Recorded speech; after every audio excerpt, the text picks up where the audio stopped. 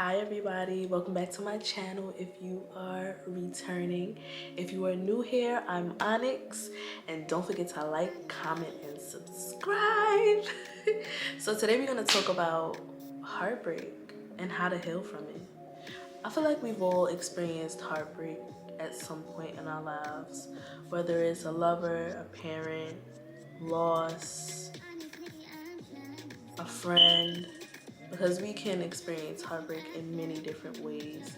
But I want to show you how to snap back. Like, at this point, I feel like I'm in heartbreak connoisseur. Like, at this point, I feel like I'm an expert. And so I'm here to drop some gems and tips that I applied to my life in order to overcome grief. I've perfected the craft of snapping back.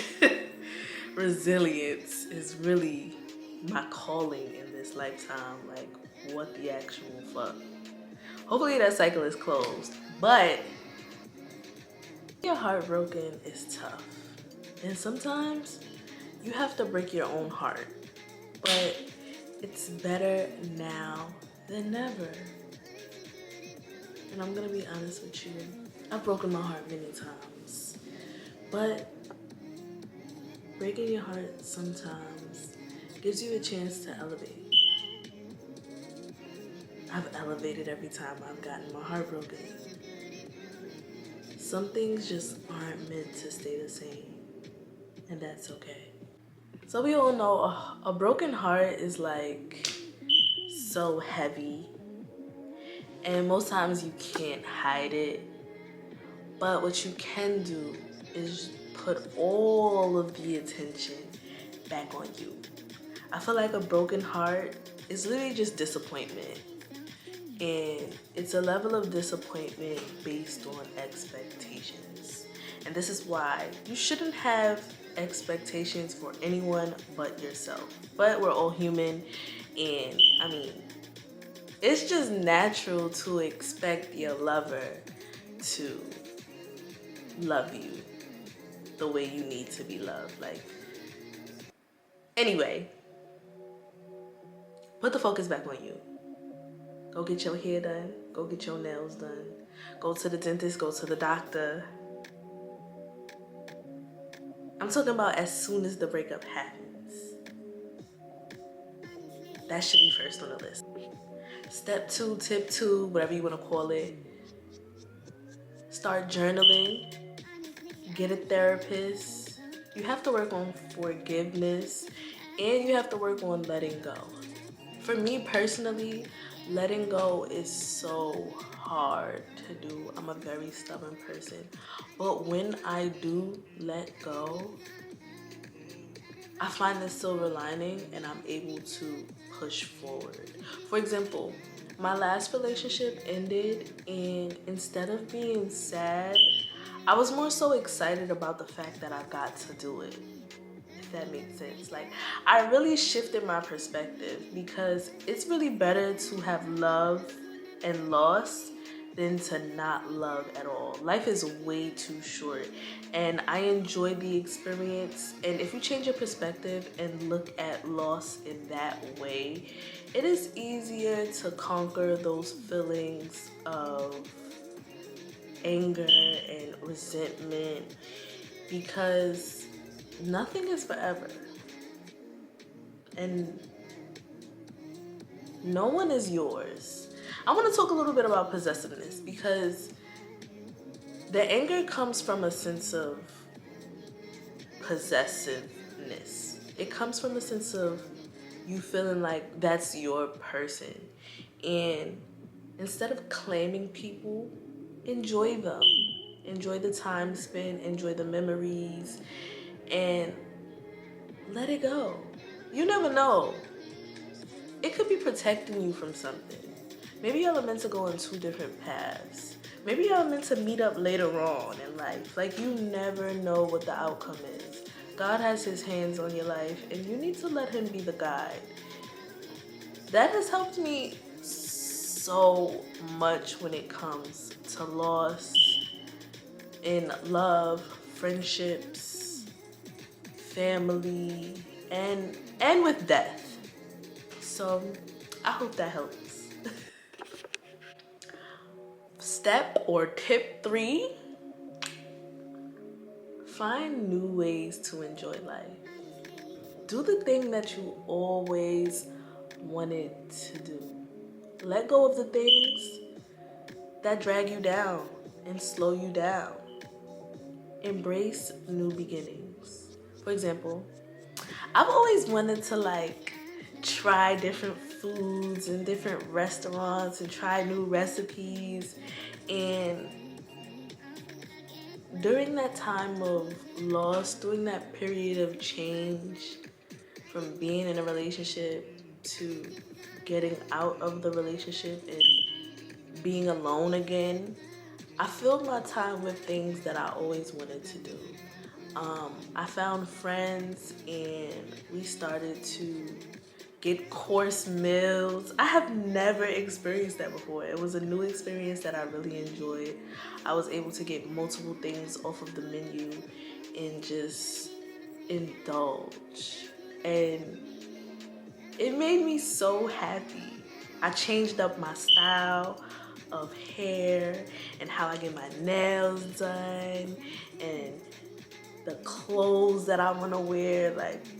I feel like it wasn't just a change with the person that I was around. Loss matures you in a sense, and I feel like I found new interests that I was able to enjoy and new people that I was able to connect with just by letting go and letting God. So find new ways to be happy. Happiness is fleeting, but I'm telling you, it's worth the chase. It's worth the chase. I promise you will not regret it. If you want to travel, go do that. If you want to try new foods, go do that. If you want to start cooking more, do that. If you want to try new hairstyles, new fashion styles, if you want to fucking sing in front of an audience, do it. Try it. You may not like it. You may like it. But how will you know if you don't try? Try new things. It's a new beginning. Be open to it. Step 4, tip 4, don't isolate. I've made that mistake many times. Many times. I'm queen isolator, okay? Queen. And it's really not healthy to isolate. And I know they say misery loves company, but you don't have to be miserable about the fact that it's over. You don't have to be miserable about endings. If you embrace endings as new beginnings, it's a chance. You have another chance at freedom, at fun. And I want you to really change your perspective about it. And that's the gist of this whole video, to change your perspective about the things that, are changing. Often, heartbreak has a lot to do with how others see things. When it comes to love in particular, and friendships, because with loss, I feel like loss is internal change, and friendships and relationships is external. You're worried about how people are gonna view you, and you're worried about what people are gonna say, but it really doesn't matter. They're not you, they're not in your shoes, and everyone does what's best for them. So you have to do what is best for you. And if that means letting go and allowing change, then that's just what that means. I mean, this video should have been more about change than heartbreak. Now that I think about it, because ultimately, that's what heartbreak initiates. It initiates change, and it's tough to change. It is really hard to change and let go. It is tough to shift into a new paradigm because it's a comfort zone, whether it be love, friendship, or loss of a loved one. When you lose these people that you had on a pedestal or that you love deeply, it is a paradigm shift. Nothing's the same afterwards.